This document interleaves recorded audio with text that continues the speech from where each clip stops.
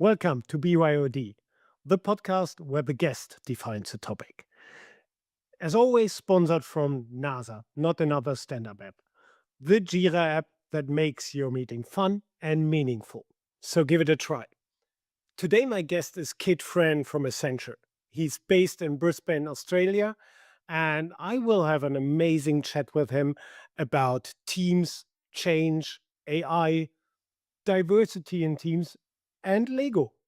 Give it a try. You will definitely enjoy it. Have fun.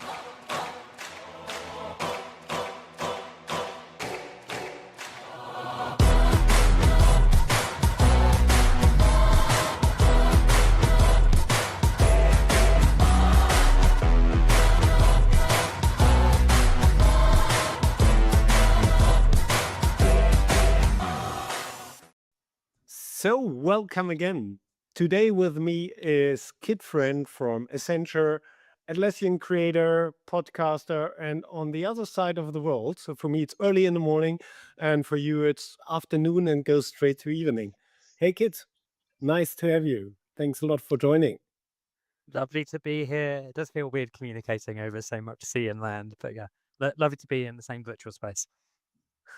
Perfect. So we had a lot of technical issues to do this podcast. So yesterday I failed with an internet connection, was fighting with my smart home, and totally forgot my phone that I can message you via phone. Today we struggled with Riverside, but we managed to have now the session. So let's start a little bit with you. Um, I think I saw you at Team for these Atlassian Champion stuff and so on, and I think you got also an award, or was it Yeah, right? yeah, I did. And in fact, I can see it from where I am, but I'm plugged into some headphones, so I won't move things. But yeah, I got a Global Changemaker of the Year award, which was awesome. And yeah, the Atlassian community is a special group of people for anyone that doesn't know it. So it meant double because of that. Yeah. Cool. So, for what was the award? What have you done different as all the other champions, creators, and so on? So, what is your superpower? So it's a really interesting one because I was like, oh, that kind of sounds like me, but I wonder what they mean with things.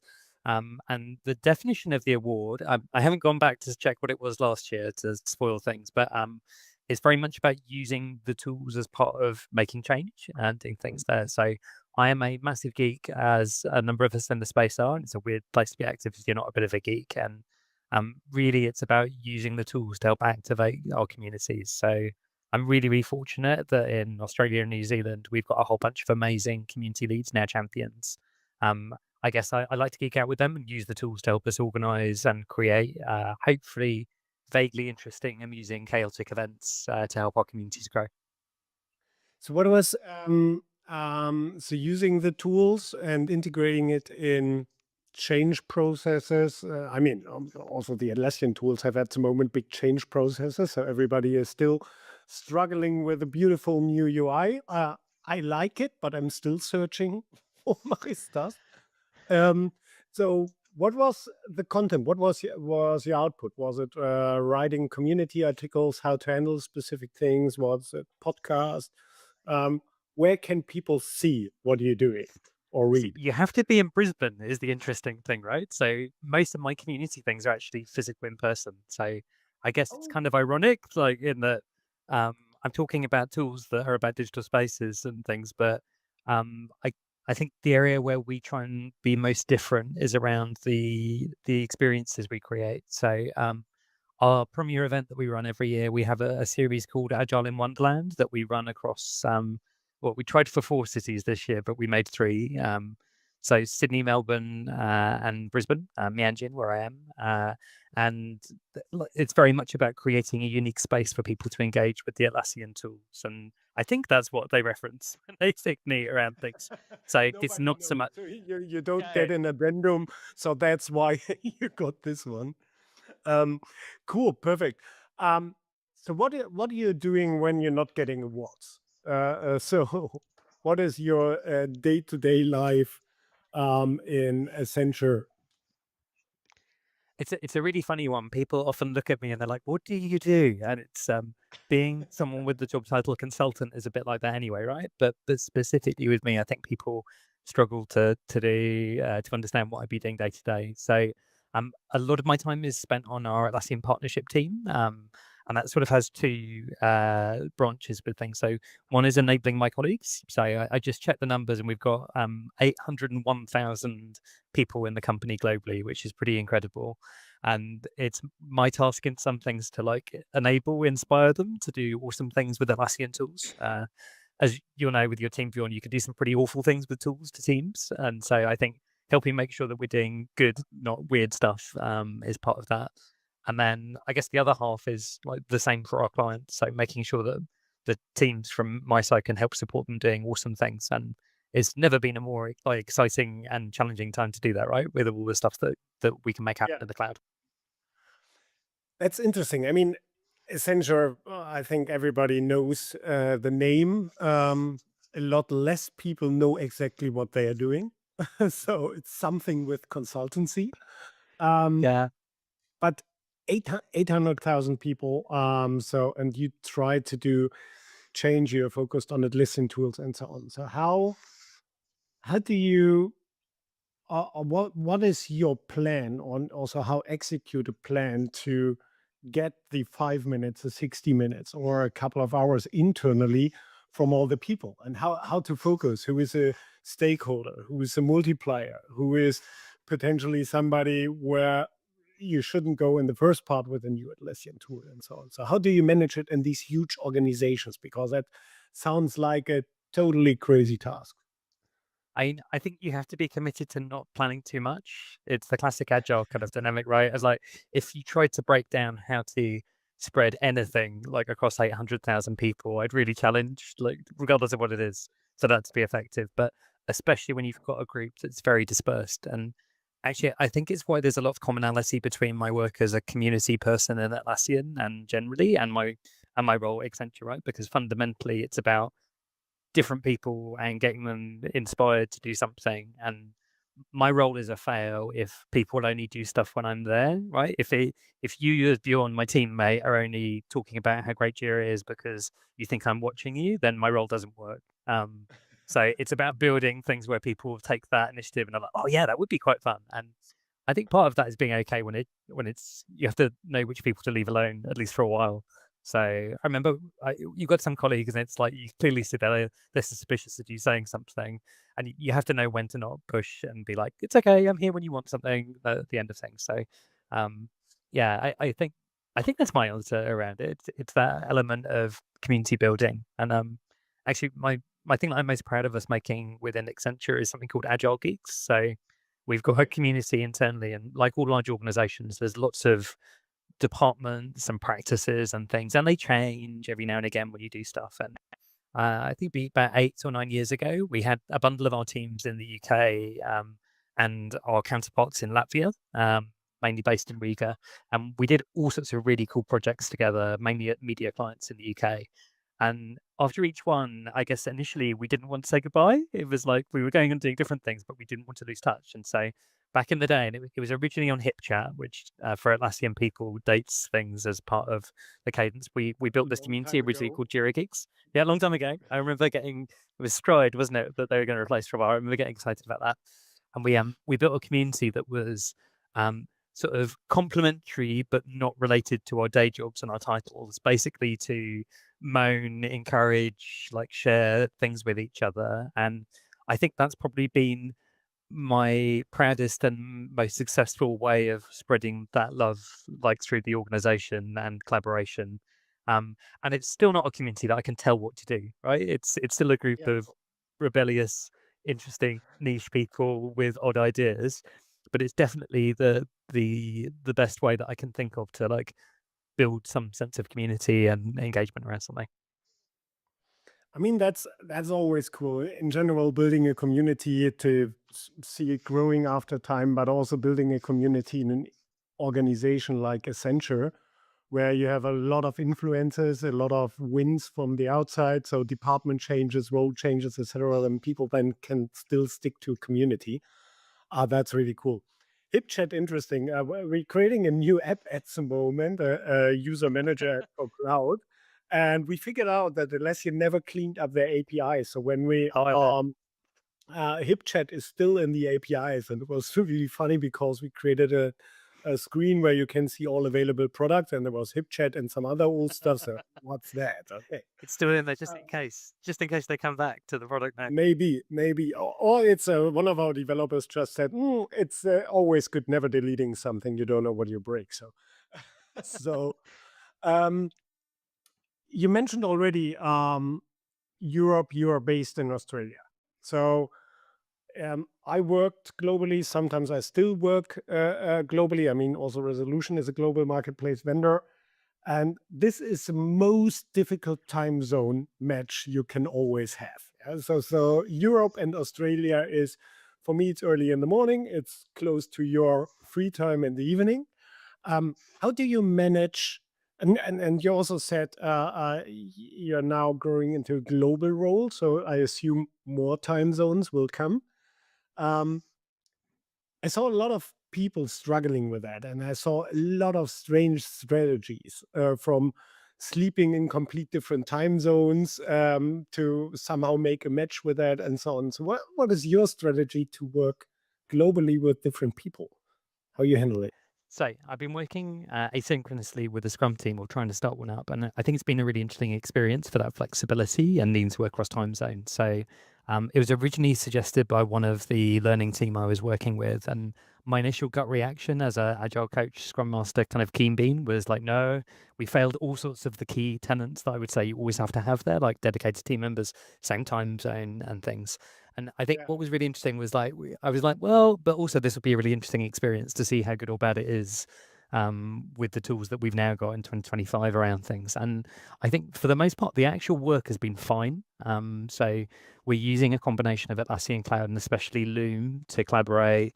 All of mm, our stand-ups are asynchronous and via Slack, and I was really keen to kind of go all in. So we originally debated, do we have like one of the Scrum meetings, like synchronous and things? And I was like, no, if we're going to do this, let's do everything async and see how good or bad it is as an experiment.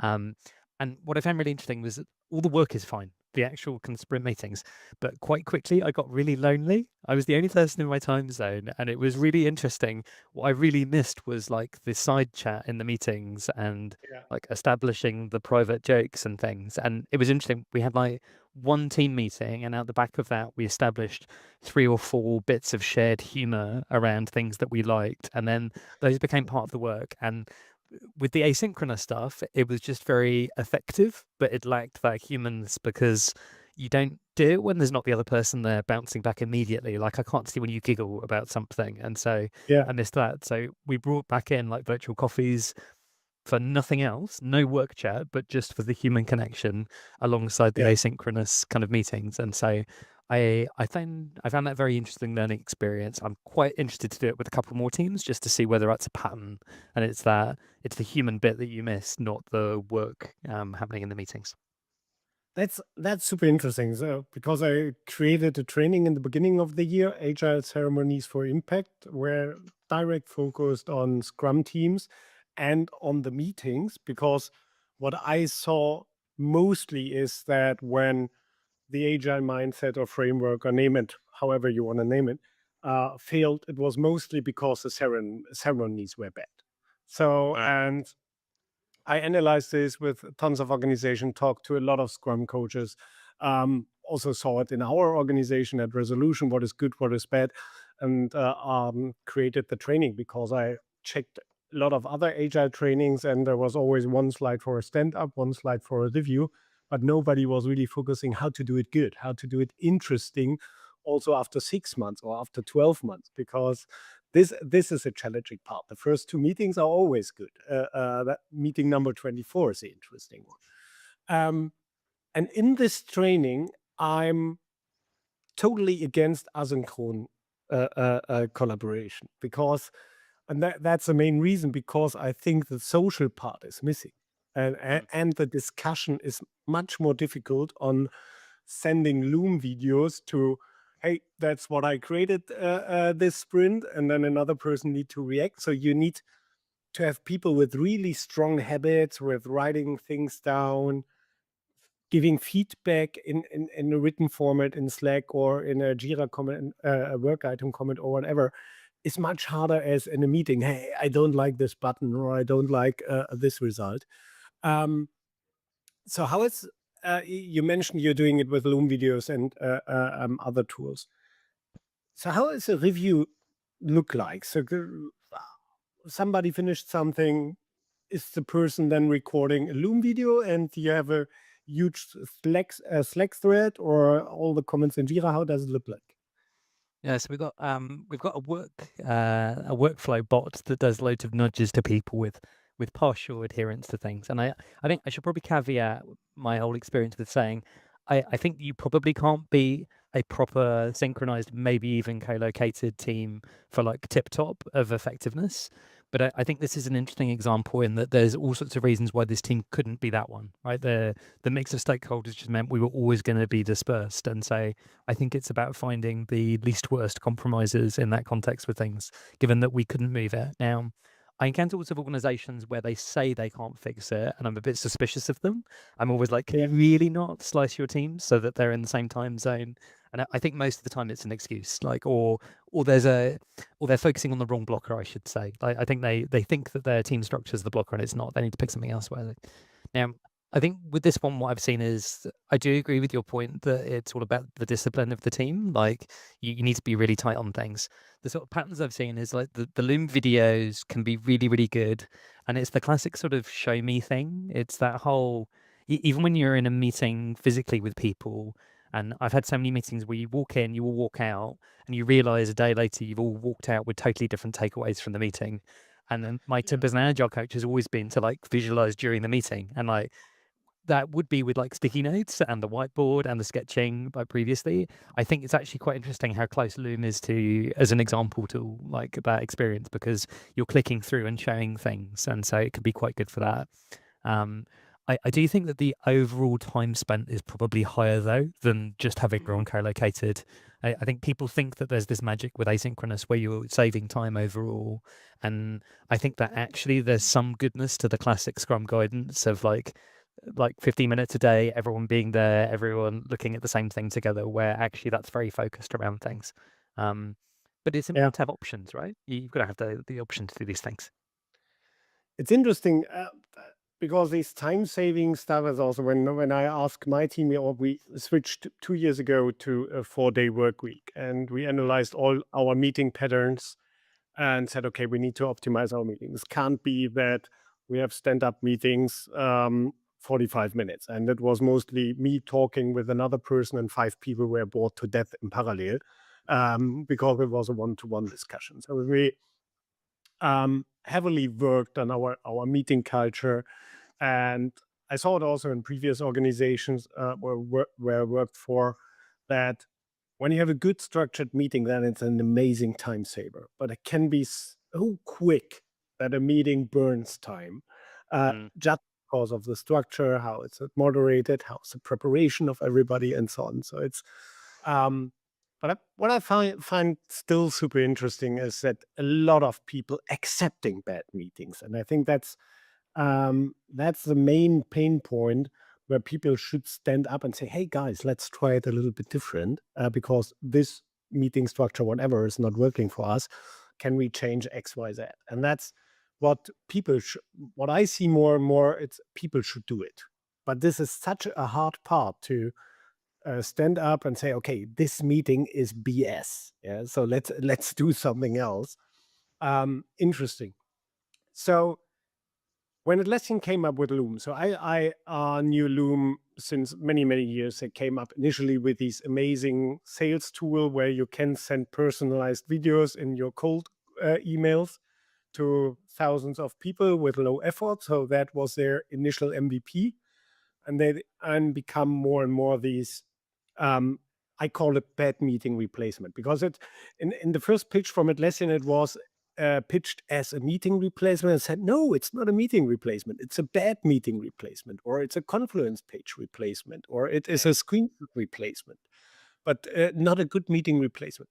So, um, what do you think will Loom change in the next couple of months? Let's say 12 to 18 months, because we see at the moment on Confluence pages a small Loom camera, and you click on it and you're still on the Loom platform. So yes, you can merge now accounts so that your license is now, the invoice is not coming from Loom anymore, it's coming from Atlassian. Okay, the invoice, perfect. But so far the integration is not exactly what we saw on Team 25 on slides and videos and so on. So what do you think? How will it look like in 12, 18 months? Yeah, I think Loom is really interesting. When Atlassian initially bought Loom, I was very confused. I was like, what are they seeing there? And there's a lot of money around things, right? And then I'm slowly getting converted. I totally agree with you. I feel like there's a skunkworks release of Loom within Atlassian where it does a lot more than we see in the ecosystem externally. And I feel like we're seeing that play out in the marketing promises, but not quite in the product right now. And for me, what we're seeing in those videos and things at Team 25 is something that seamlessly takes what we talk about in a meeting or chat like this, and then puts it intelligently into, creates wiki content, creates Jira tickets and things. I feel like that's what's being promised, and hopefully what's in the pipeline around. And that's really exciting, right? The idea that we could do that, because I totally agree with you in that, like, good meetings or good human connection, maybe if we remove the word meeting, like this Thursday in Brisbane, we've got a big town hall for our office. Our office has a really amazing location culture here. I don't want to Mm, replace that with any tools, right? And that's a meeting, right? It's a meeting where we yeah, have a chat and we go to the pub afterwards, but it's a meeting that has real value in the human connection. I don't want even an option to replace that around things there, but I definitely do want to replace like status update meetings where I'm turning up to go and talk to someone about like a pipeline figure or like how some work is moving around those things. And I feel like the marketing, especially at Team 25, I was like, oh yeah. And then I go into Loom and it doesn't quite work like that yet. But you can clearly see like the sort of touch points. It's like, it creates notes for me, but then I can't put them straight into Confluence quite yet. But I feel the promise is there. And like, I always find with the AI that it's stuff like the workflow integration that I find most exciting. Like, it's now yeah, really, really easy for me to drop in a Rovo agent prompt within a Jira workflow and get the agent to comment on a Jira ticket or something. It feels so tantalizingly close for Loom to be integrated with that kind of logical thing where I can go, hey, every time I meet with Bjorn, like, put those wiki notes in this Confluence area and then maybe create some to-do lists in Jira. And like, I think we're going to be there in like 6 to 12 months. It's not crazy technically away from where we are now. yeah, yeah. Agree totally. So I think, yeah, we can see the future. I mean, you saw it on marketing slides and videos, how it should look like. So I'm hoping really for the implementation of all these integrations. Um, there was an interesting point. You are the first guest in the podcast and also the first person for a long time who said a good town hall meeting. And I will not replace it with a tool. All other people said so far, town halls, Loom is perfect for that. It's a perfect replacement because most Oh, of it's the really town funny. halls is one person is talking, whatever, a CEO, director, or whatever, state of the nation, the classic ones. Nobody is asking questions, and everybody is just waiting when it's over. So, um, what is different on your town hall meetings? I think what's really interesting is probably what I define as the town hall. So this Thursday we will have our town hall in the Brisbane office, and the Accenture Brisbane office is maybe like 600 people or something. So Yeah, by our standards, it's small. By other company standards, it's really big around things. We'll get maybe 80 or so physically in person presence, and there will be like the someone standing up at the front doing things. I think we have quite a high standards of what is entertainment and what's useful to have there. So I'm famously willing to tell people that more than 30 words on a slide is unacceptable, and you need an activity if you're bothering to get people together. And yeah, I wouldn't say that we've nailed that precisely, although I think that's still a good standard to set. But I would count the more important bit of the town hall being the 3 hours after that, where we go and meet somewhere physical, maybe have some beverages of whatever kind of people want with things, and it's those human bits of interaction. And I find it really funny. Like, where I work in Brisbane, I'm 25-minute cycle ride from my house, and I work in the Accenture office 4 days a week. And the reason for that is not because I'm working with the people that I bump into the office. It's just the ability to bump into other humans in the kitchen and have a Yeah. chat and discover those serendipitous things. And I always think of the discussion around how they designed the Disney Pixar offices around the toilets, and the whole idea was they put the toilets in the middle, so it forced you to bump into people and explore things. And I'm like, I want meeting culture that encourages me to bump into people and someone to go, Yeah. "Hey, have you spoken to Bjorn? He's building this really cool app." And I go, "No." And I feel like that's the critical part of like a town hall style thing for me. The hour at the beginning where we have someone talk at us, you can replace that, but you can't replace that serendipity afterwards. And that's what I love about my office culture at Accenture Brisbane. So I was not aware of this Pixar office design. I mean, I know the situation always as a classic coffee machine talk, Mm. but It's designing the specifically first the step. toilet, so you can fact check me on it. And I believe it was Steve Jobs, although it's a good one to check. It's one of those ones where I almost don't want to fact check it because it's too good a story from a design perspective. But before Accenture, my training is art and design, so I'm always up for a role of good design as part of things. But it was specifically the toilets, not the coffee machine, because it was like that forcing element where you bumped into other people. And I can actually relate. So there was I studied at St Martin's, the art college in London, and there was Yeah. one other person who we seemed to have synchronized bladders. Like we'd always end up outside the toilets at the same points of the day, and it was awkward at first, and then became funny, and it became like a really weird. Good cadence to be like, oh, how are you? Like around things, and it was just that sort of meeting point around things. But so yeah, big fan of toilet architecture as a way to force together offices. It remembers me totally off topic. It was over. We have 2025, and it was, oh shit, I'm old. 22 years ago on a music festival, on a huge heavy metal festival in Europe. On the central showering place, somebody put a sign: "Showering is not heavy metal." And you saw all the people with their towel and their shower gear and so on walking to the shower, and they saw the sign. No, that's right. And then they turned. And this went up to a big meeting point because a lot of people crowded there because they want to see all the people who are going to the shower with a towel and then break. So, It's the amenities. Yeah, it's like town yeah, planning, yeah. isn't it? It's like where do you put these amenities and what effect does that have on you as people is really fascinating.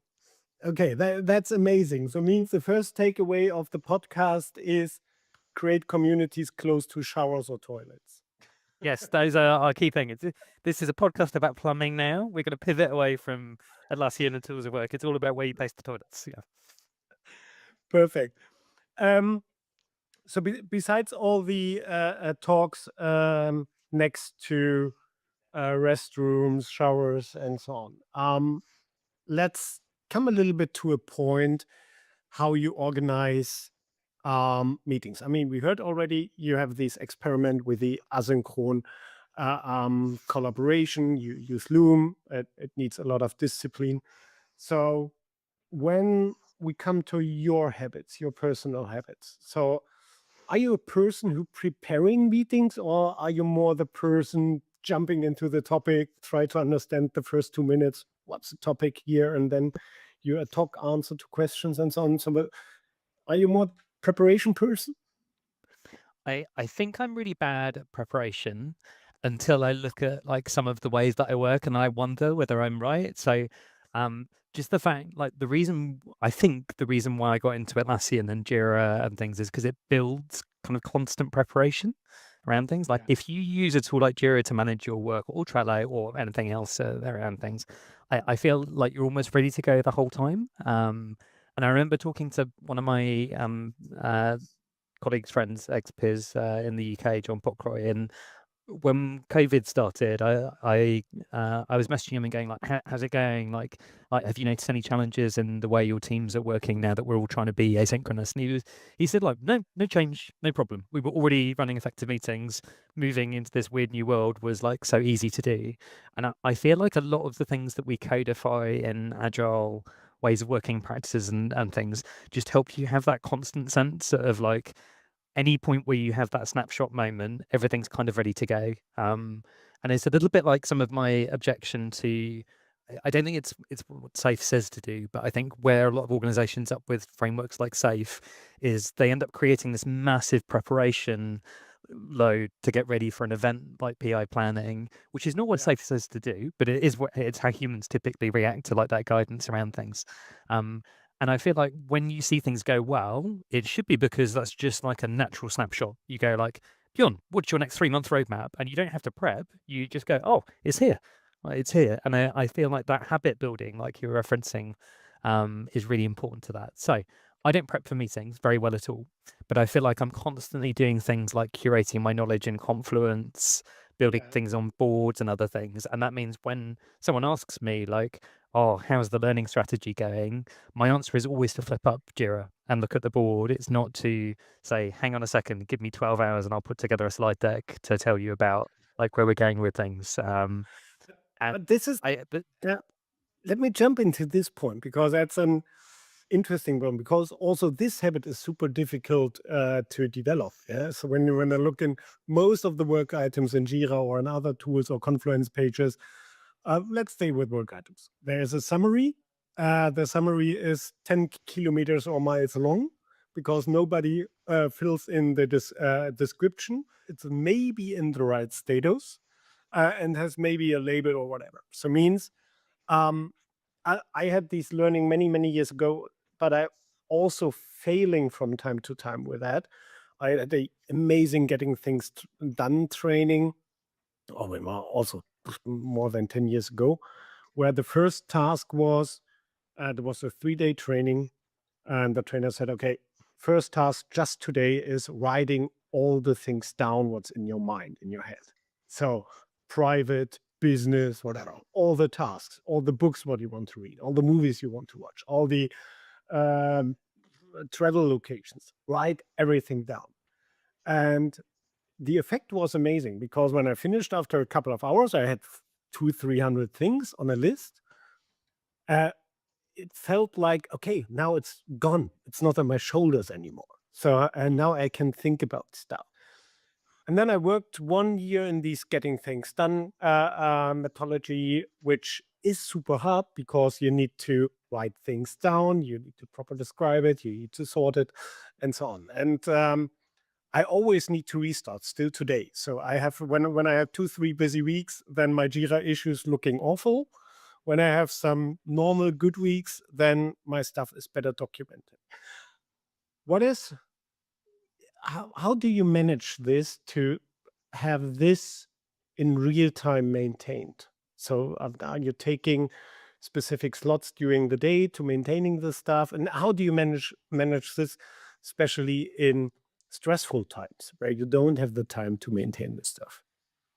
yeah, so I think I'm an aggressive oversharer, which helps, and I should carry it. But we're making this out like I'm always doing this. I think there is a reality mixed around things there. But on a good day, let's talk about being on a good day with things. Yeah. I like to think I have more good days than bad around it. Um, I find that like working live in stuff is like the secret sauce. I think there's inherently this reluctance in humans, especially in large corporate contexts, to sort of share imperfect things. And I've noticed a really good transition where myself and colleagues just get comfortable with like going, this is the rough version, it's live, let's work on it together around things. And we'll come on to AI in a second because I think AI really lives or dies of this kind of point around stuff. So I've noticed like Fabio, who's one of my team, for example, when he's doing knowledge share like brown bag lunch kind of talks now, he presents Yeah. live from a Confluence page and he edits as he goes and does things. There's no slide deck. Like he's creating that knowledge as he shares it and iterating it where it goes with things. And then when he finishes, there's no ongoing work. It's just done, like or done enough Mm. around things. And I think getting to that point where you're just building it as you go is where we need to get people comfortable around doing things and shifting away from documents where it's about a 16:9 slide format around things and working out how it does stuff. And I feel like that's probably one of the most exciting areas of AI because there's been a whole pressure on someone to format things in a way that looks a certain way to get the knowledge around there.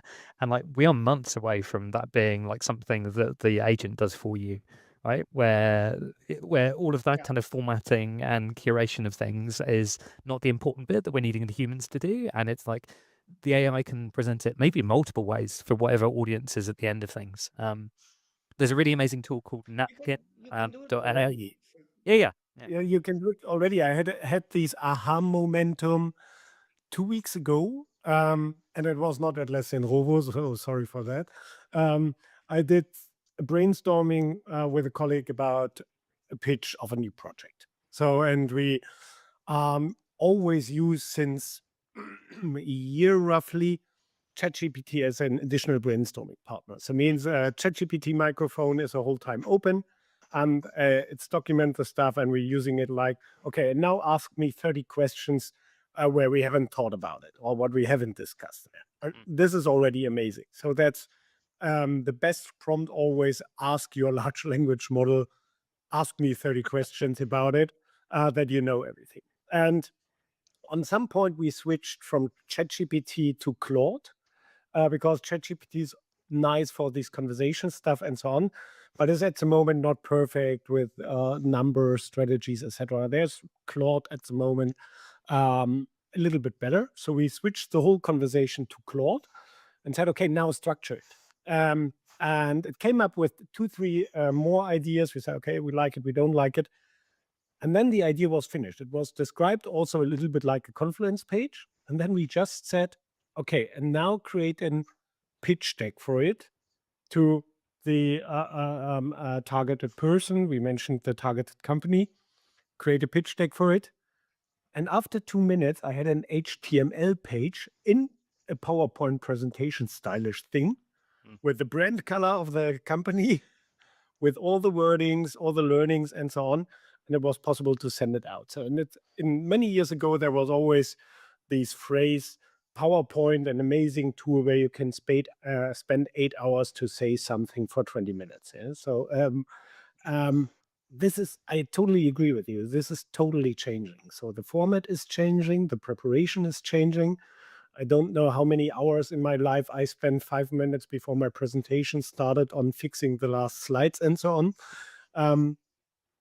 That's super interesting. But now is the big point here. What I see, and you're working in a big organization, is that you described your colleague Louis, is his name, or Louis, the colleague who is creating the Confluence pages. Oh yeah, And Fabio. yeah, Fabio, sorry. Sorry, Fabio, not Louis. So this is today outstanding. I think I don't see that 80% of the people in an organization having this behavior. So especially in your role now and building communities and driving change and so on. So what is your story to these people that they should try something new? Because in big organizations, changes has also this flavor of change is bad. Yeah. So when something works, why should we change it? Um, um, what is your story to them? Hey, try something new. I don't think it's even just in big organizations, right? Humans don't like change. There's always that joke about asking the group, like, who wants to change? Who wants change? Everyone puts up their hand. Who wants to have the change done to them? No one puts up their hand around things, right? And I think it's probably referenced in a bunch of places, but I always think about Lisa Adkins has an amazing book called Coaching Agile Teams, which is like a Bible for loads of us in the industry. And she always talks about that dynamic of just being half a step ahead of the people you're trying to help. And it's like, I think that's really the key. It's especially with an area like AI, we don't know what it's going to be like in 12 or 18 months. And I'm deeply suspicious of anyone who introduces themselves as an expert in AI. There are actual bits of AI, and we had an example our community is seeing the other day where someone introduced themselves and they'd been doing neural network based pipeline analysis for like 10 years. And that is AI. We're mainly talking about this LLM, Gen AI, weird, fuzzy kind of like world of things when we say AI shorthand now. And I don't think you can be an expert in that. I think you can be an active experimenter. And I think that's the attitude you need to have is like, and whenever I speak to people who do that and they're starting to get role titles around it in corporates that I find interesting. So in the last 6 to 9 months, I've seen people who introduce themselves as the AI capability lead or the AI coach or AI manager.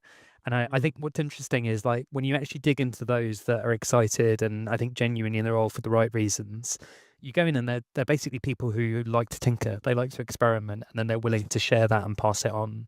Um, and not one of them that I've encountered says, and I always use Claude or I always use Rovo. They all use 5 or 6 things, Yeah. experiment, piece them together. And then the critical thing is, well, you can't ask a team of like 20,000 to do that. So they then filter that and go, okay, I played with these 7 different AIs, so you don't have to. Here's the enabler that I've built you around how to do that thing. And I think that the tech might change, and those people are the heaviest users of the AI, right? But that process by which we create something that can accelerate the others a little bit, give it, and then move on whilst we're still running, I think that's a trend that I hope will have longevity as an important way that we work with the technology, regardless of whether it's AI or something else. I think it's an interesting point. I think what makes it in addition so challenging is that the cycles of change are so short at the moment. So it's and I remember a couple of years ago, or more years ago, there was the rule every 30 years there's a big invention. So it was TV, then it was internet. Um, and now we're talking about all these AI stuff. Yeah, AI exists since the 70s, but only for small groups and experts. And they experimented many years and always said, it's not really good. And then a company OpenAI came with this ChatGPT thing, and it was immediately available for everybody who paid for it, the subscription. But when I look at the moment on how I consume the tool. So I have tons of subscriptions. So I'm using a little bit this tool here, a little bit another tool there. I started wipe coding. My developer don't like it so much because now I have a lot of questions. I also I also send pull requests and they need to review it. Oh my god, what's that here? But I creating my own tools now for solving smaller problems where my CRM or my meeting manager or whatever doesn't have a solution. Um, so one of my theories is a little bit that this whole AI thing at the moment, when the people you described with they experimenting a lot and so on. So there is somehow a scissor opening. So that you have these I think early adapters, we are already a little bit late for that. A lot of people adopting it heavily, um, but you still you have more and more people who are people communities and so on who are a little bit against the whole stuff. So I mean, it's not difficult to understand on which side you are, but as you're working with customers as well, not just internal customers or colleagues and so on in Accenture. So, do you see it on customer side that they have somehow departments or strategies to implement these AI thing? Um, and teams need to adopt the idea first? And what kind of strategies do you see there? It's a real challenge, right? And like organizations like humans have an inherent reaction to change, which is no, thank you, or no, maybe not the thank you around things, right? And Yeah. there are all the classics of industries where they struggle to do that, and you've got varieties. I think financial services are coming round and working out ways to implement things in acceptable ways. We've had chats recently. I was speaking with a peer outside Accenture about a really interesting breakfast he'd been to with loads of defense folk talking about AI and cybersecurity and how difficult it is to do that. And of course, the people attacking you have no problem using all these tools. Yes. But Yeah. the team defending against it is like, no, we can't like bring those things in. And I think the bit that I'm finding interesting is the areas where I think that they have all of the opportunity, but it's a challenge for them to think about bringing it in. And like schools, I think is the most interesting of those areas around things. So last Wednesday, I started to work with an organisation over here in the Sunshine Coast, and there's a school that runs an amazing thing called the DeLorean Project. I asked why it's called the DeLorean Project, and the guy who runs it was like, because Back to the Future is the best film ever, and everyone should be Yeah. forced to watch it, which I thought was a great kind of cool. But I went in, and it's like a mini MBA startup incubator for 16-year-olds where they go and create business ideas and do things there. Now, it's amazing. They're doing incredible things and it's overall. But we sat down and they have like a Shark Tank round. This is interesting in itself because they do the Shark Tank 6 weeks into a 16-week project. So it's early enough that they can change, which is a really interesting lesson for us all. So it's not the judgment at the end. It's like a Yeah. shaping moment with things. But what I found really interesting was when the kids were presenting, they had really interesting ideas in the way that you like I always find it bizarre. It's always a surprise, but it really shouldn't be. Like when you give humans like an interesting problem space, more often than not, you get awesome things out. But they were presenting all these ideas, and some were a bit more plausible than others. But like that's what you get with a kind of mix of things. But what I found really interesting was they were leaving so much on the table when it came to things like market research and competitive analysis because they didn't have the vocabulary and the enablement to use something like Yeah. perplexity to do stuff.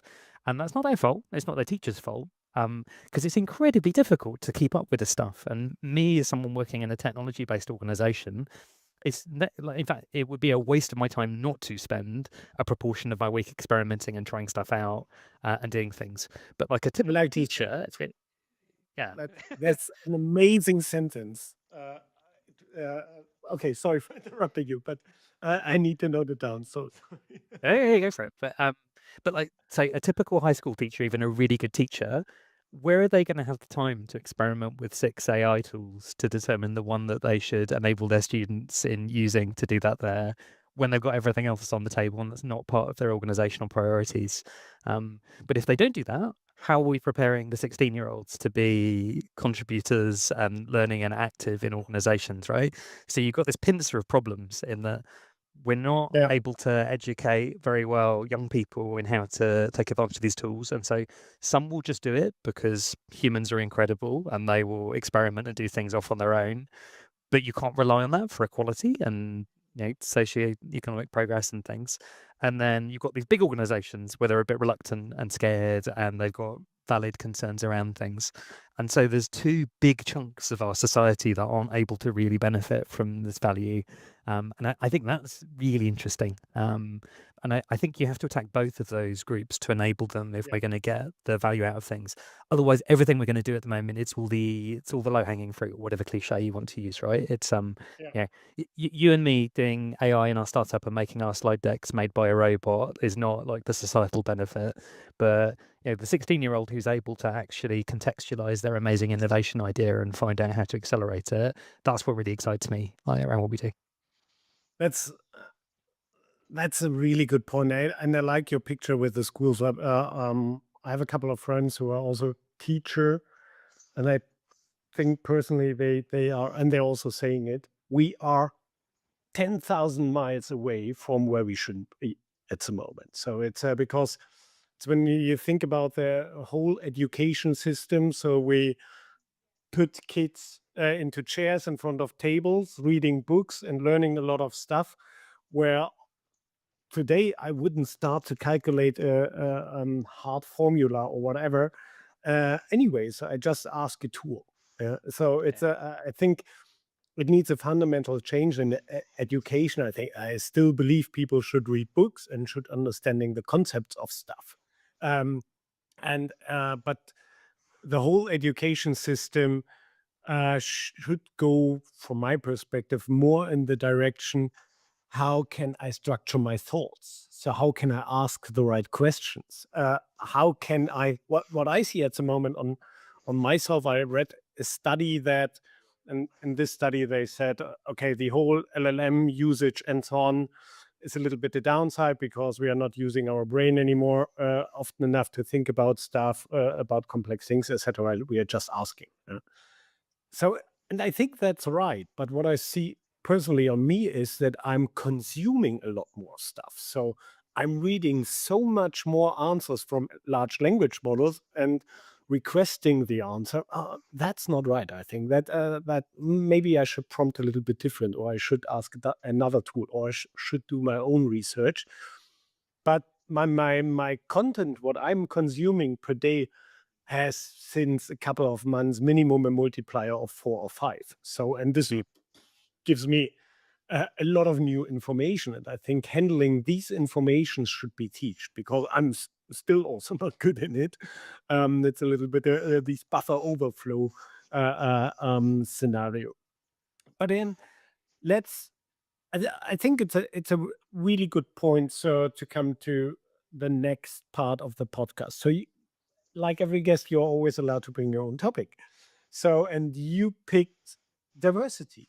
So explain us why. Yeah, I picked diversity and specifically neurodiversity as something I'm really keen to make a not forgotten part of how to make teams awesome in this heady AI related age of things. And actually, I think the topic we were just talking about really brings it to a head in things in that, so the classic education model, people who can memorize the answers to 100 things and recall them in an exam win, right? Around stuff. And those are the people that get brought out as success and get the A stars and things. But that accounts for such a narrow band of humanity that I feel we really leave opportunity on the table when that's the kind of people that we focus on. And there's an amazing book called Rebel Ideas by Matthew Syed that a colleague Ruben recommended to me. And I always like it when you find people in your work who will reliably recommend you good books. And I listen to books now as part of my diversity as well. But I listened to this book and I was like, oh my God, how did I not think about this before? And they just talk about how organizations who don't have teams made up of different kinds of people are just terrible at creative problem solving. Like fundamentally, like when you've got a team of identical personalities and humans, and I mean diversity in the broadest sense here, but anything where people look the same, have been from the same background, think the same, speak the same language, you just can't come up with like enough answers to these problems that we face amongst the messiness of reality now. And I love the concepts in that book for really exploring how we can challenge that. And specifically for me, I think the brain element of that is the most interesting. And there's bits of that that have names. So I have dyslexia, dyscalculia, amongst other things. You know, those are labels that get applied to certain bits of how my brain work around things there. But there's all sorts of other stuff that we don't have names from. And some of those you never notice, but it's because of where you grew up and the kind of people you hang out with. And that like wonderful messiness that you get in a team of diverse humans can't be beat for things there. And so I think it's a really important part of us to build in when we're trying to create intentionality around systems of work and how we say, do this team thing well. And I think if the do the team thing well focuses on things like the way you run meetings and like the names of a framework you follow, those might be enablers, but I think the fundamental thing needs to be like, how do we make sure that we have the best possible set of brain cells, including maybe some AI ones, like looking at the problems around things there. Yeah. I mean, that's one interesting point on this is always where I try also encourage our teams is having to motivate them to starting a discussion.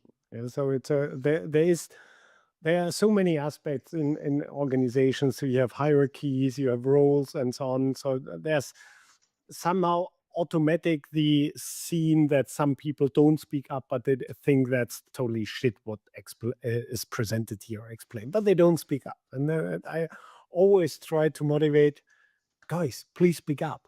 That's the most important part. I can be so wrong with my idea. I need your input and we need to have a discussion, because the only thing what I for sure know is when 3, 4, 5, 6, 7 people discuss a topic, the result is always better as one person's doing it. And this fits perfect to your topic of having team members with different experience, different perspectives.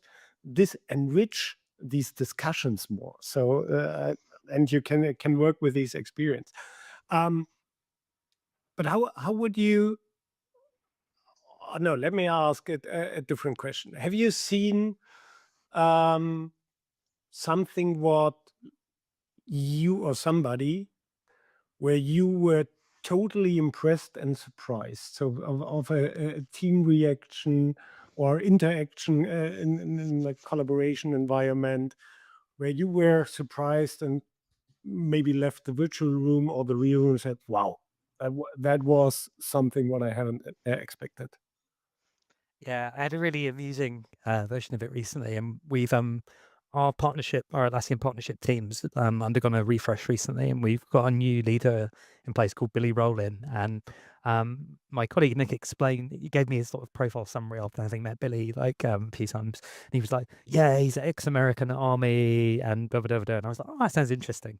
And I had a coffee, a virtual coffee with Billy, and I came away going like, "Wow, I feel so appreciated." Like he'd like asked me loads of questions about me. We'd spoken like very little about the work, and then Billy he came to visit Australia a few weeks later as part of us kind of spinning up the team, and he proceeded to do a presentation to the team about how human psychology was the core to good sales techniques and running a team. And it was like someone had given me the user manual to how they'd manipulated me into feeling good about things. But it was so positive, like, and it wasn't done nastily. He was just explaining, like, if you want people to effectively collaborate around these things, this is how humans react to stuff. And I was just reflecting back on our discussion, and it was like having a magician reveal the secrets to the sort of rabbit in the hat things. And I didn't feel negative about it, but it was just really interesting to see someone with like those tools at work and go like, yeah. And what I think was really interesting there was it was all about that building commonality and having finding things that you can like about each other and that ability to bond. And then the problem solving and the business challenges and things come secondary to it. But if you can get that alignment of the human brains and find the overlap zone where you'll understand each other, like that's the best. And that doesn't mean agreeing on everything, which I think is like a mistake that people often find. And when I think back to the Agile Geeks community that I mentioned at the beginning, when people ask for advice around building communities of practice is normally where it comes up in organizations. The first thing I always tell them is to find some people that will willingly argue continually about something, but in a sort of good-natured way. You want Yeah, that, like, and the classic one with Agile is something like story points, right? Like if you want to get a room of Agile coaches arguing, just like mention estimation or story points somewhere, and you'll quickly find out with things. But it's that like kind of it's that lack of overlap in the Venn diagram, but a willingness to enjoy it and to sort of pull back and forth, where I think you yeah. can build that.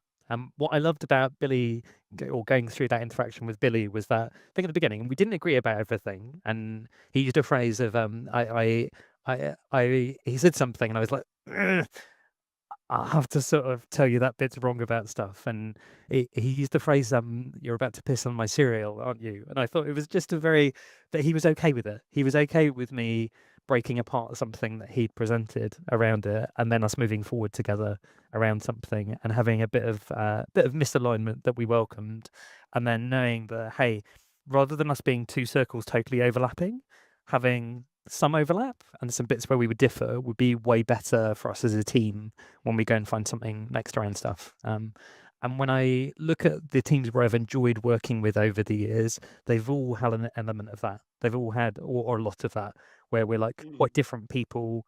There'll be bits where we disagree. We'll do the storming, forming thing, and then we'll come out the end with something way more interesting than if we'd agreed with everything at the beginning and just kind of proceeded down that one path. Do you have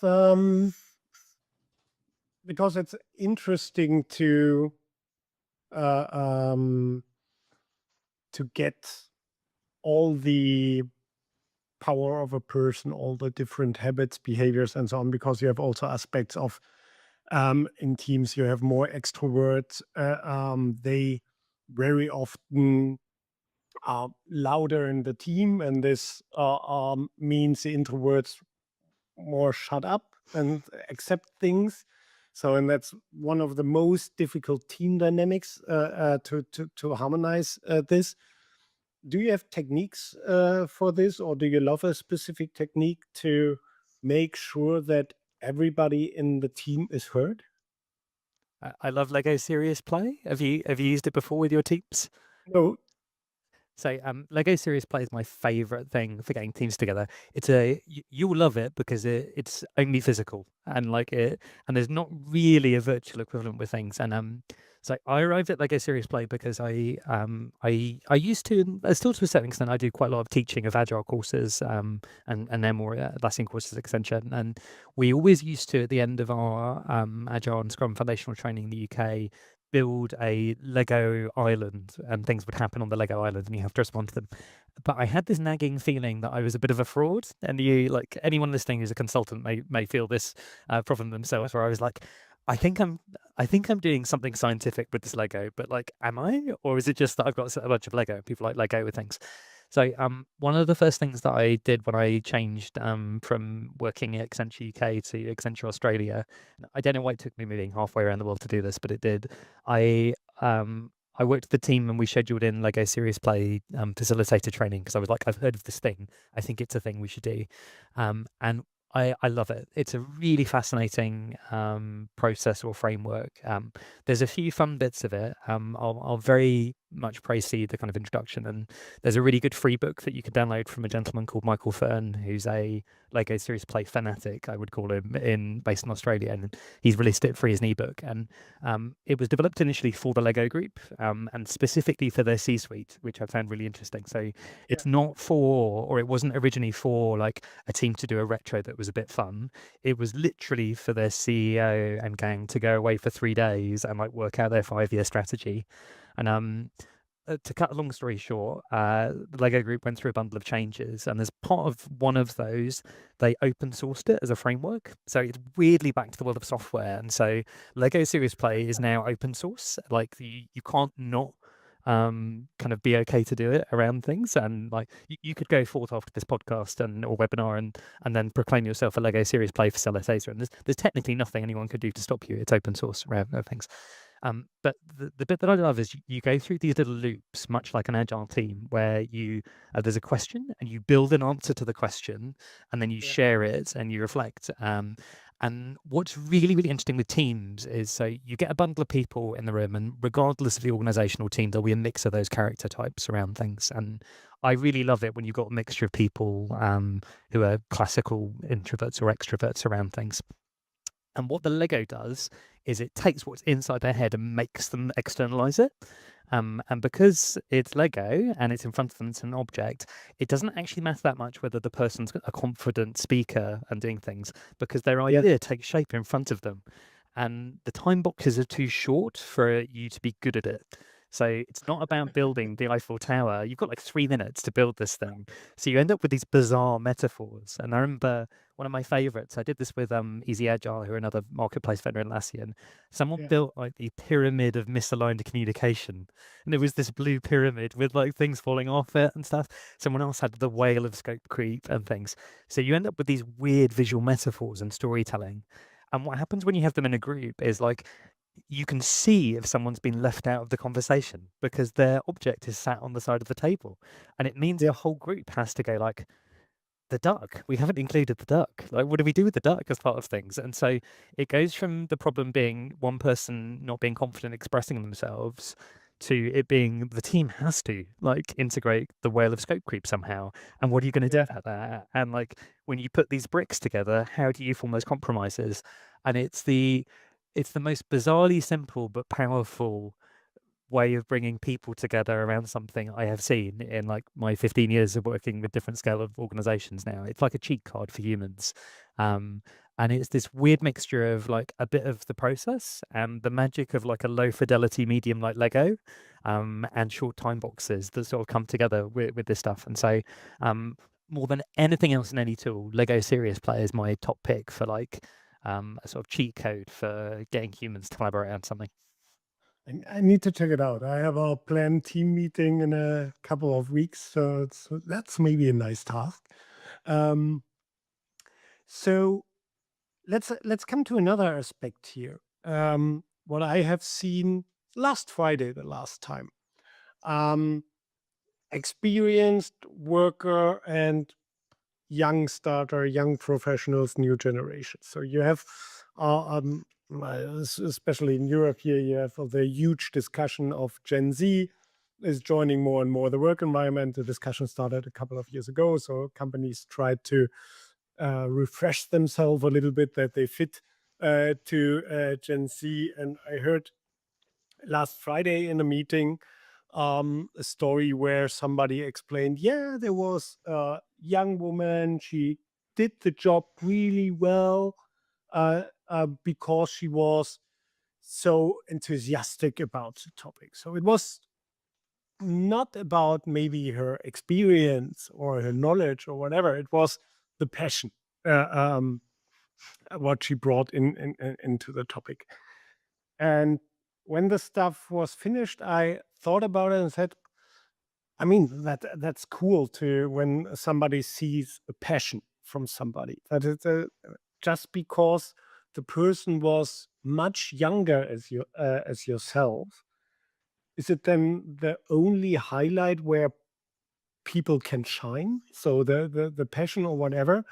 Um, and I see a little bit an upcoming conflict because we are I don't know how old are you, but I'm in a generation, so I started without mobile phones. So means I saw the mobile phone invention, I saw the internet stuff coming up. We did a lot of stuff manual, and I see these automation wheels start rolling, and it's increasing and accelerating. And now I can see what I uh, can do with all the stuff, and I see the benefit. So when I talk to people who joining their work life later, um, they joining direct on these fast-paced train. So they haven't done this handmade stuff in the Stone Age. Uh, they are direct on the fast-paced train. They are in some cases much faster adopting things. So I'm always impressed how long I need nowadays to adopting specific things, and they just click, click, click, click, click. So classic thing was I was not aware till a couple of months that there is a fast forward function in every video tool when you just press your finger on the smartphone. Um, so how do you see these? I come up with a theory that this will become a conflict because we have these baby boomer generations. They are going more and more out of the work. We have our generation, the often called as workaholics. And the passion about work, and yes, overtime and work hours, and we define very often with our profession. And we have a new generation who is focused a little bit less on profession, more on work-life balance, but it's also much faster with the technology nowadays. So I see an upcoming conflict. What is your view on it? Yeah, so let's fix 4 generations of intergenerational work conflict in 15 minutes on a podcast, right? I do you know, I agree, and then I'm like, "Huh, but is that always what people think?" I feel like there's that tendency of, and I think we're probably in about the same age demographic, although you've been more fortunate with the male pattern ball genes than me. Um, with things, but I feel like every generation probably thinks that the next one's gonna have problems around things, and in different cases, it's Yes. true, Good housing point. market around things there, and then you're like, "Oh," and I remember I think the first time where I started to feel old was when Snapchat was starting to come out, and I opened the app and I just didn't understand the user experience. Like I was so hard coded to that expectation that, particularly with a social media app, you open it up and there's a feed and you would click through and there's a certain visual language and something that opened directly into like a camera taking. I was like, what? Where do I go next around this with things? And I think I've got faith in humanity that people find their way around those things. I think it's difficult for the generations to understand each other, but I feel like sometimes we have to like trust them to fix it and not worry about forming people into what our own mold of that success would look like with things. Yeah. And that's a challenging thing, right? Because it's like when you're working with teams, the most difficult thing is to trust the team and leave them alone. And you spoke about how your team, you will work 4 days a week, and I did 4 after my second son, Owen, was born, I came back to Accenture 4 days a week, which was like it wasn't that done at that point in time. And basically, I'd been out for 6 months, which was amazing. Yeah. And a big thing I'm always grateful for the organization for supporting.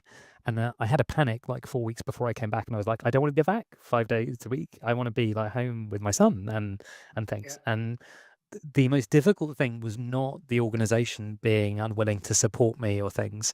It was me trusting that the team would be okay on Fridays without me babysitting them. And just getting away from that like, feeling, especially as like I was like a scrum master, I was used to being like the person there driving the meetings and things. The team were fine. Are you a micromanager? I don't think so. Evidently, yes. Well, evidently I was. It was this feeling of anxiety. And do you know, but it wasn't even like I would babysit them the rest of the day. It was just Yeah. that feeling that I could see what was happening. And I think what's really interesting we see the post-COVID journey of workplaces and everyone being free, and then this sort of rescinding back to what we have now, where it's like the management are saying you must be in 3 days a week, and everyone asks why, and it's like, well, I need to see you around things. Yeah. I feel like this intergenerational thing, there's a similar dynamic going on where it's like, well, maybe they're okay without having the standards that we're worried about people holding to. And, the the younger crowd, they don't drink as much. That's probably a great thing as well. There's all these standards that we had to do with like what we thought success looked like and a healthy working pattern and social things around. And Yeah. like, yeah, maybe they won't mimic those things, and that might be for the better in lots of ways and in lots of different ways. That's a super Good idea. super In addition to interesting your point. I anxiety mean, around time. that's all. Yeah, yeah. No, that's I like this perspective because that's also what my feeling is that the generation I just put us now in one generation. The generation after us is more in the future looking perspective. They have a broader picture to think about, as I was doing in the last 20, 30, 40 years.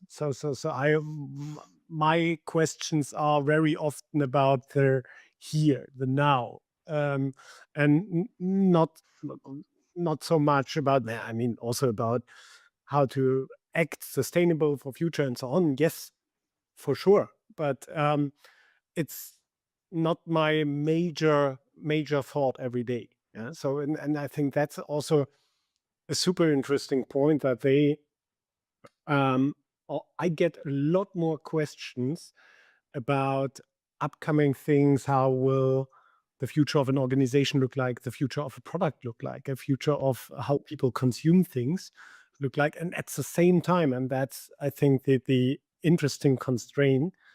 It was never so difficult to forecast the next couple of months, years, and so on. A couple 10 years ago, it was relatively easy when you were in the information technology sector to forecast the next 2, 3 years.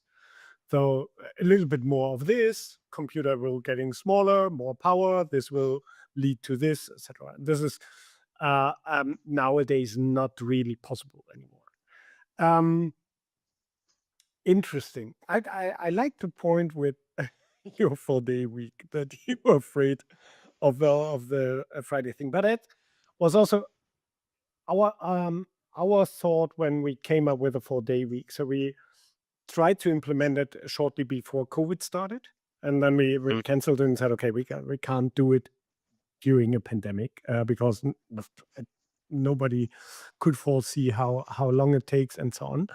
And we activated it shortly after COVID, and so many things happened where we haven't thought about it. Yes, so one trigger, and I remember to one colleague, he said, "Okay, developer," he said, "when I leave on Friday or shut down my MacBook, then I need to organize my groceries. I have family stuff. On Saturday, I need to clean the flat, the house, whatever. Then on Sunday, maybe I need to visit my parents. So I have other social responsibilities. And there is no time for me to come down to charge the batteries again. So, and he said, I'm starting stressed on a Monday in my job. And that's not good. and he wants to change this. And after we hired a person, in addition, when we implemented the 4-day week, she was just responsible for taking care of everybody. She was not reporting to us, was just for one-on-one meetings to somehow figure out how the stress level change, its pressure increasing or whatever. And after a while, people came up with all these amazing stories, what they're doing on their, we call the additional 3-day rest day, what they do on their rest day. And the most interesting point came from all the family people with kids at home. They said, "That's so amazing. Your kids are in kindergarten or school. Your wife, girlfriend, husband, etc., is also not at home. So you have time for yourself to Mm. do really stuff, to think about stuff, and so on." And that was for most of the team members the game changer, and also the big motivation to changing working behaviors, to squeeze out these additional efficient, let's call it efficiency for a moment, or productivity, to squeeze it out. And that's still the motivation that everybody wants to keep it running. I also love it. Um, but it needs that everybody is on board and running in the same direction. And that's, I think, where it also needed a lot of preparation. So we prepared it nearly 6 months, and we are just a 30-person organization. I can't imagine how it would look like for Accenture doing it. So maybe same time frame, maybe a decade, we don't know. Let's come to the last part of the podcast. So I asked you 3 questions Oh yeah. in our app. So it's a classic 0612. So let me share quickly my screen. Then we have it visual for all the people who are watching the video version of the podcast. So my first question is always, what was an interesting challenge where you couldn't find an existing playbook to achieve something, to reach your goals, whatever? And your answer is how to deploy Atlassian Teamwork Foundation and System of Work. I mean, for all people who are not so familiar with the Atlassian wordings and so on, these are packages or new introduced packages and strategies, how to use the different Atlassian apps in combination to get the complete power. But also it changes. Oh, there are a lot of recommendations how to change your work behaviors, how you should do things, and so on. So tell us a little bit more, because the comment was also, yeah, making it real from slides to reality a little bit. So what's the story behind this? Yeah, and I think the clue is like when you did your explanation and it sort of trails off as you try and explain what it is to people, right? And it's like Yeah, they're very potentially broad topics and things because they're about like advice on how to work. And it's like, well, what do you mean how to work? And it's like, it could be that. Like it becomes this like very open-ended kind of set of things, even though there are strong, like the Agile Manifesto, there's good, core, strong things that you can point at, but then as soon as you unpack them, you end up very open-ended. So I think that's a challenge, and I wouldn't say it's a challenge I faced and fixed around things, but it's something I'm tackling at the moment with things. And I think the bit that I found interesting around it is like it's just so logical to now face that challenge between human and AI working together. And so like that's what I'm in the middle of at the moment, is mixing those two things to try and tackle this problem yeah. set. The the interesting things with the interaction, I mean, that's also one of the Atlassian stories, is making AI to your teammate. Yeah. So take robo agents, give them some system prompts, and then you can hand over specific tasks. I'm doing this since a while. I have on Wednesday a meeting with my team to explain a couple of my workflows, because I'm created, for example, a workflow who's cleaning up my email inbox every morning automatically putting all away the 10,000 onboarding mails for my subscriptions, classifying already the priorities, and gives me a nice summary which I can easily consume when I have my first coffee. Um, so things like this, to having additional virtual colleagues.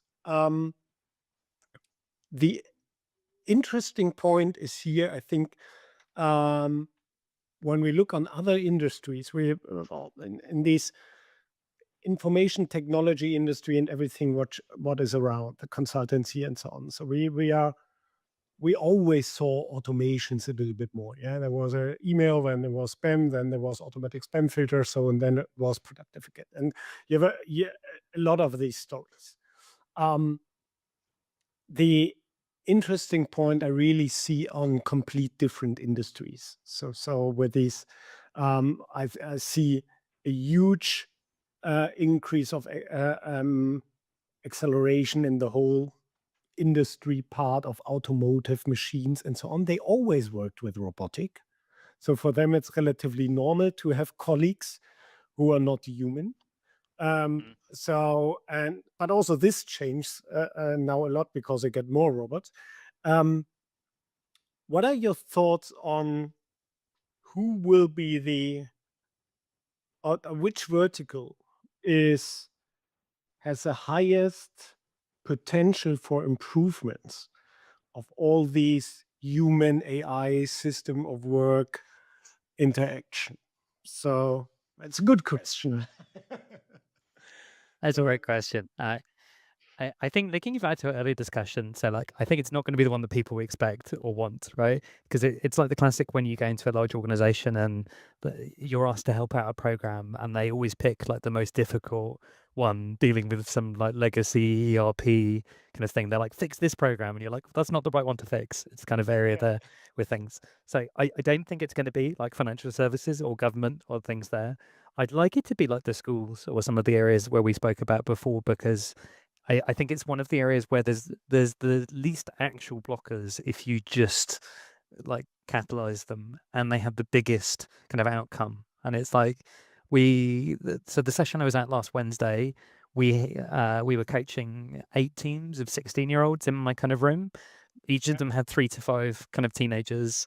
If we got those people using AI, just think of the multipliers over the next decade of the people that they would impact positively around things. And so I think a little bit of effort in those, they will take it and run with it. And I think that's both my most hopeful and the area where I think that we will start to see the acceleration happening. And then I think they'll probably leave the generations that we were talking about in the dust. They'll get a little bit empowered, and then they'll be going, Bjorn, this is how you click fast forward, and you'll be what? So I think that'll be where we see it accelerate most. Yeah. That's really cool. I think uh, from my perspective, I had a couple of conversations with startups on an exhibition last year, and I was totally surprised about all the medical AI startups. So these classic doctor on your phone apps and so on. And I haven't understood most of their use, or I haven't asked in the beginning. I thought, okay, doctor on the phone, why should I use it? But hey, I'm living also in the middle of Europe with a healthcare system, with a health insurance, and so on. I don't need to pay extra for visiting a doctor, etc. And then I started a couple of conversations with these startups, and they mostly focused on countries where you don't have access to medical advice. And that was so interesting. I never thought about this, that when a person somewhere in the middle of nowhere, where it needs 2 days to see the next doctor and they potentially can't afford the travel or the journey to it, that a phone with an AI doctor app can be a lifesaver. And that was my hope is a little bit that this will be an industries or interesting solution. The downside of it a little bit was you have also the conflict of how are these services paid? So I also asked the questions, okay, how do you charge a person who's living in a village somewhere in uh, um, South America without connection to whatever financial systems and so on, and you provide your doctor app. And the answer was data. And that's what I don't like, what I haven't liked so much. So my hope is that they're going a little bit in a different direction. But yeah, I like your education point. I think that's a really important one. So my hope is a little bit that this whole healthcare thing and AI um, will skyrocket and help a lot to do more stuff in a broader reach, but also helping experts here in doctors and so on to do better decisions and so on. There are also a lot of Yeah. interesting.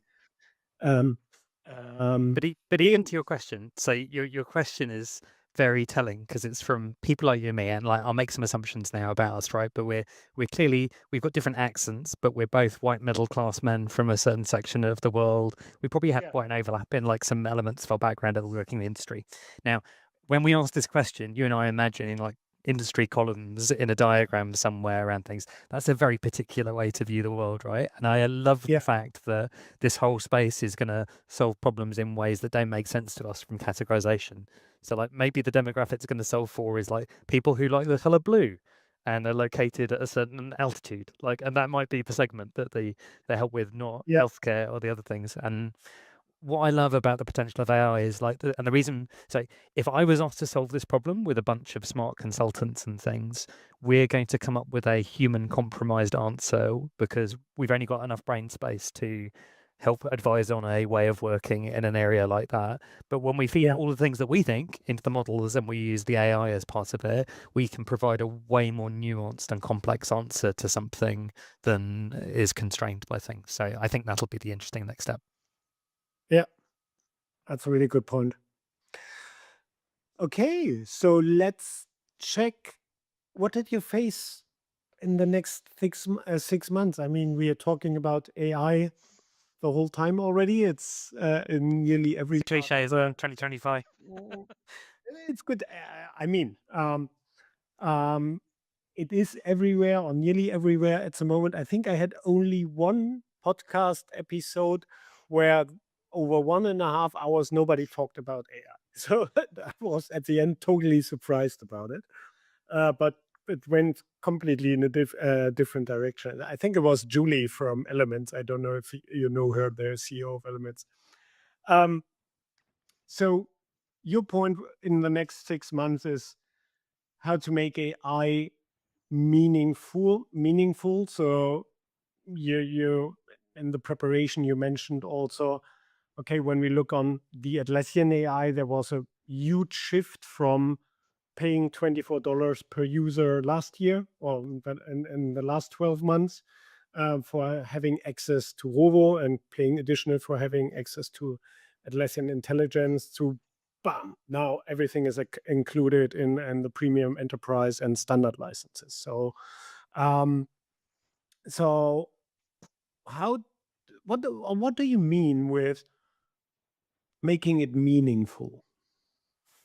So I think everyone's aware this stuff exists now, right? Whether or not they have access to it in certain contexts.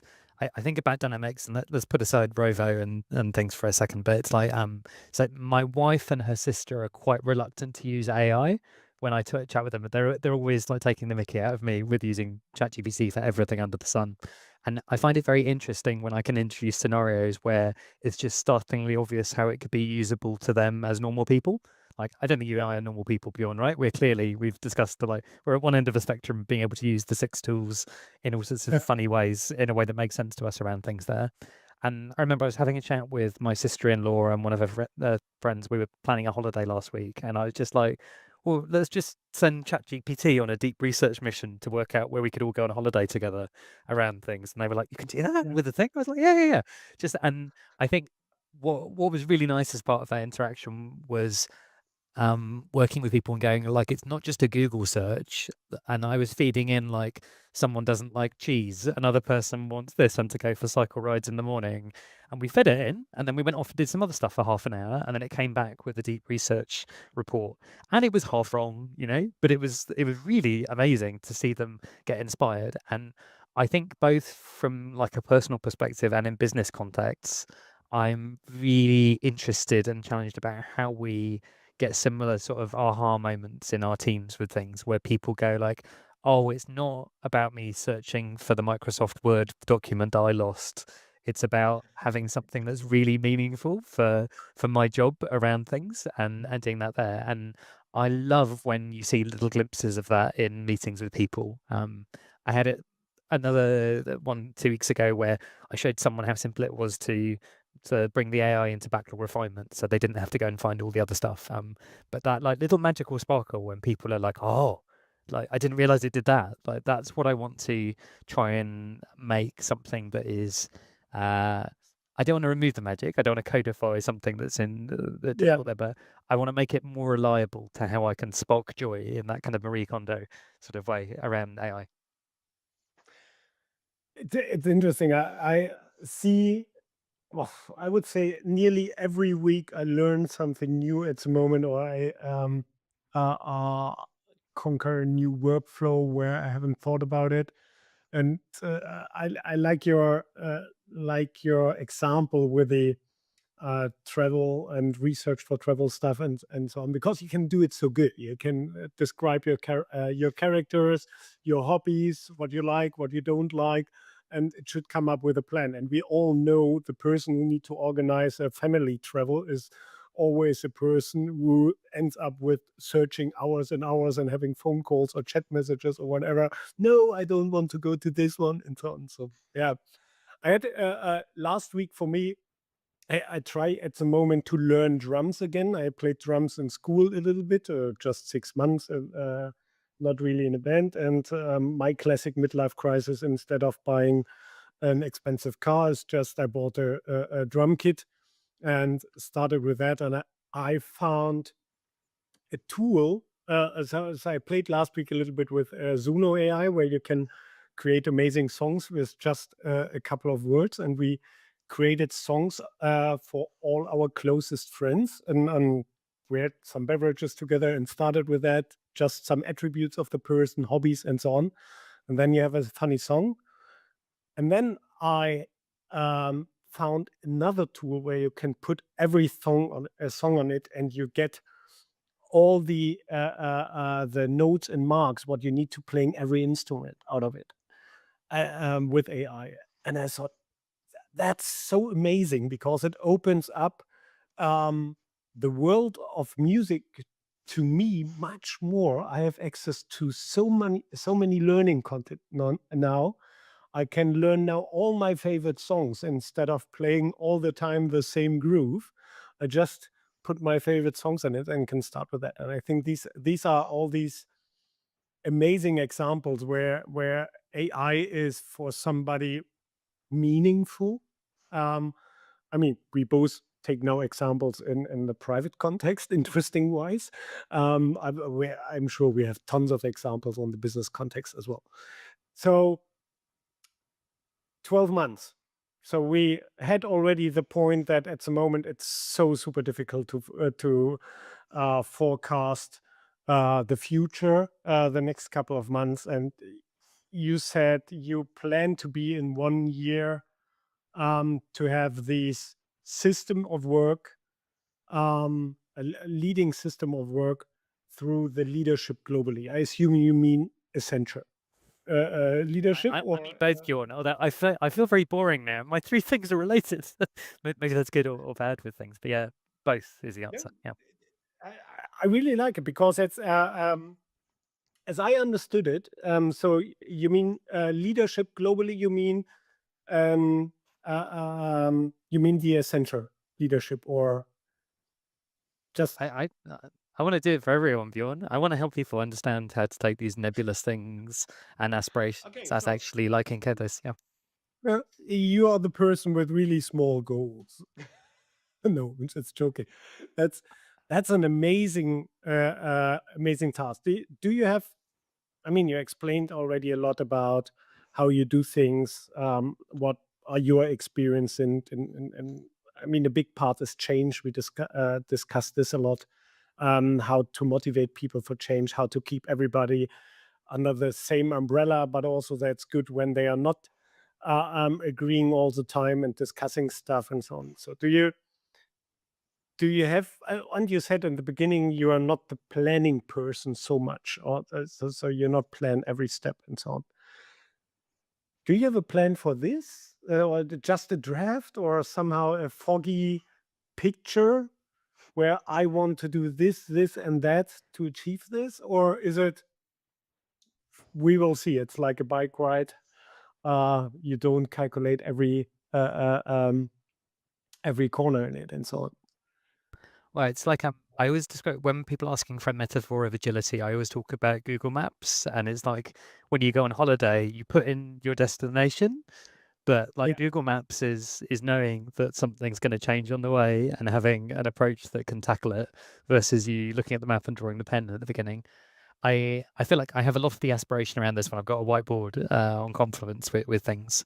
I feel like whenever I try and tackle something like this, I'll always come back to the community in the end, even when I think I'm going to fix it myself at the beginning. And even in the past couple of weeks, as I've started to try and unpack this as a problem where we're going like, this stuff is amazing. Now, how do we make it doable for people?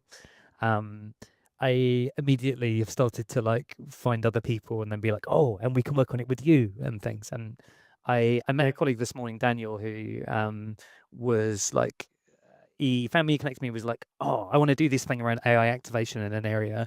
And I spoke to him about like a slice of this topic. And we immediately just worked out together that we should work together on it and do the things. And I think that that's probably what will be, that's my preparation or lack of preparation, is that I am always willing to defer to someone new around something and pick it up. And I think that that's what will happen with this. So like I've got a bit of a vision and loads of other people have a vision as well. I'm not the right person to finish that up with things, but I'm very happy to bring together people and see how we can all collaborate on it. Yeah. Well, sounds really good. So one last question, a little bit aligned to it, because I heard over the time so many different answers. How do you measure success for yourself? So what is your point where you say, "Well, here I was successful. So my plan, or not my plan, my step-by-step approach and journey completely worked out. I'm the happiest person on earth at the moment." So what is for you important KPI to take in the business world? It's always a horrendous one, isn't it?